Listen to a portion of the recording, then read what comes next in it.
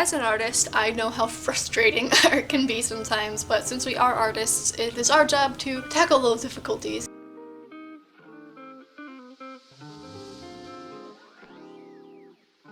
Hello! Welcome to my living room, and I'm sitting next to my couch. For some reason I'm not sitting on the couch, but we can ignore that.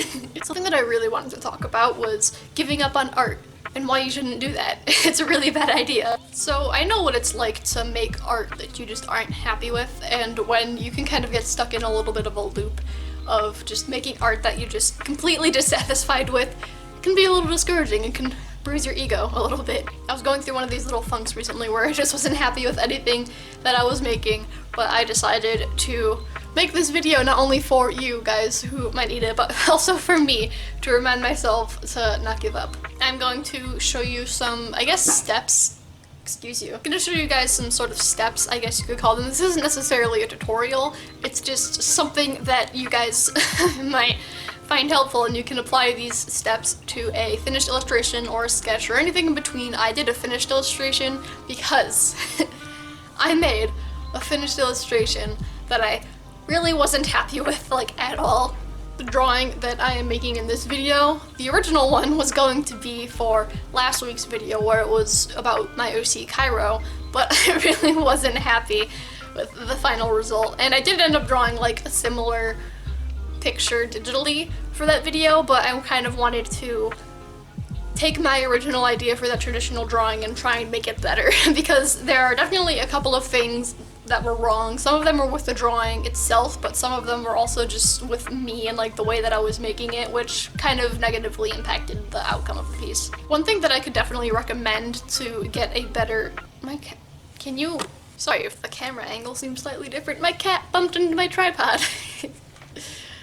Oh boy. One thing that I could definitely recommend to help you get a better, less poop looking end product for your art is to make little thumbnails, which I did for this drawing. Like in my sketchbook I made thumbnails for like pose ideas and just the layout and stuff, but I didn't flesh out the idea that I liked enough, which kind of made it seem a little bit iffy, if that makes any sense. I'll get into more about why the actual drawing sucks later, but pro tip, thumbnails.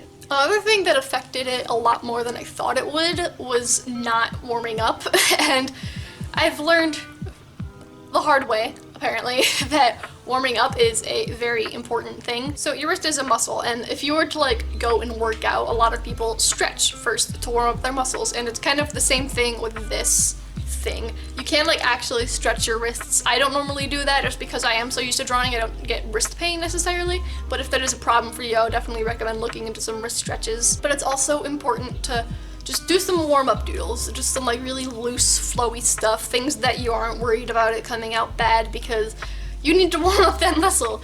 And I kind of went into this drawing without warming up my drawing muscle, so I wasn't really like ready, so it came out a lot more stiff. As I was saying earlier, I didn't flesh out the idea enough, because as far as the drawing itself goes, I really like the idea. Like, I liked the pose, and I liked the size of the paper, and everything like that. I needed to do some more sketching to flesh out the idea a little bit more, because the end result, the pose, looks very unnatural, I would say. Like, there are definitely a lot of, like, issues with it that don't really work, but since I didn't, like, flesh it out a little bit more beforehand, I didn't really catch those right away. And then by the time I started noticing these things, I had already finished the line art stage, so I couldn't exactly go back and change a lot of that stuff. I also needed to play with the composition a little bit more. A lot of the composition issues in this piece could be fixed by just enlarging the picture a little bit and then scooching it down on the page. But I didn't catch that right away, so I couldn't exactly change it. Two other things that I really wish I did in the first drawing was I didn't use as many references as I should have, and I didn't spend as much time on the drawing, so it just feels really rushed to me. And I really don't like the end result of the first drawing. And I didn't even finish the first drawing because I didn't even finish the shading. I rushed the shading and I didn't add any like white gel pen or colored pencil pieces like I normally do. Pieces? I think you know what I mean. I rushed the shading and I didn't add any white gel pen, and I didn't add like those colored penciled accents like I normally do if you've seen my other stuff. And I wasn't I didn't finish it because I just didn't see the purpose in finishing it, because at this point there was no saving it. So after I was like really disappointed about the way that that drawing came out, I decided instead of just giving up on it, I thought that I could turn it into this video to hopefully help all of us here, because I definitely need a video like this. So I thought about the things that I liked about the drawing, and then I wrote down the things that needed some work with the drawing. So like I said earlier, I liked the pose and I really liked the size of the paper, and I really liked the medium that I was using because Copic markers are my babies. And then I also wrote down things that needed work in the drawing, and then just some other things that I wanted to keep in mind while I was making it. These are things that I thought in my head first and then wrote down. You can write them down if you want. I would recommend writing it down because I wrote it on this little index card. Okay, I wrote it down on this little index card. Zola, I'm filming! I wrote it down on this little index card so I could kind of keep it near me while I was drawing without it being like overwhelming in my face and distracting while I was working. And I think that this is a really good time to clarify that when I say, and for a lot of artists I think, when they say that they're not happy with the way something turned out, it's because they think that they could have done better. If your art looks like the first image, that is perfectly fine. And the reason that I was so upset with it isn't necessarily because it looks the way that it does, but because I didn't put in the effort that I wish that I had. I think that the most important part about art is that you're giving it your all, and you shouldn't really worry about whether or not it looks good or if you're like a talented artist or anything like that. The reason I was so disappointed is because it's like I knew that I could do better. And I'm happy to say that I did do better. In the next image, I took the things that I was thinking of earlier and splashed it onto this page. I really want to stress that like if your art looks like the first one, then that's perfectly fine because everybody is at different skill levels and everybody just draws a different way and they learn at a different pace.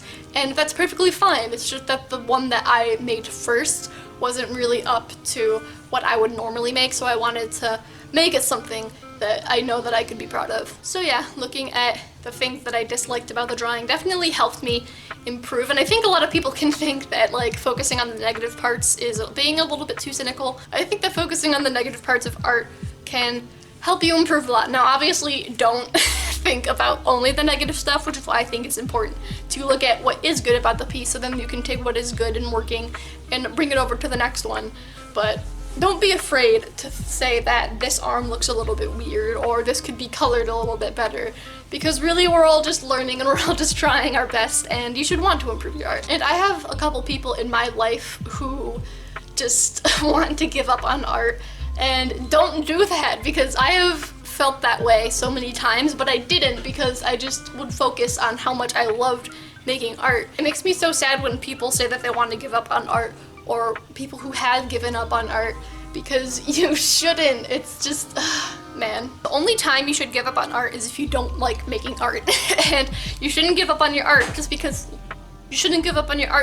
you don't like the way something looks. Because people want to be good artists, but they don't want to make art because they just want to get right to the good art, but that's just not how it works. Art is a skill. People have told me that I was just born talented, but really, that's bullshit. That isn't true at all.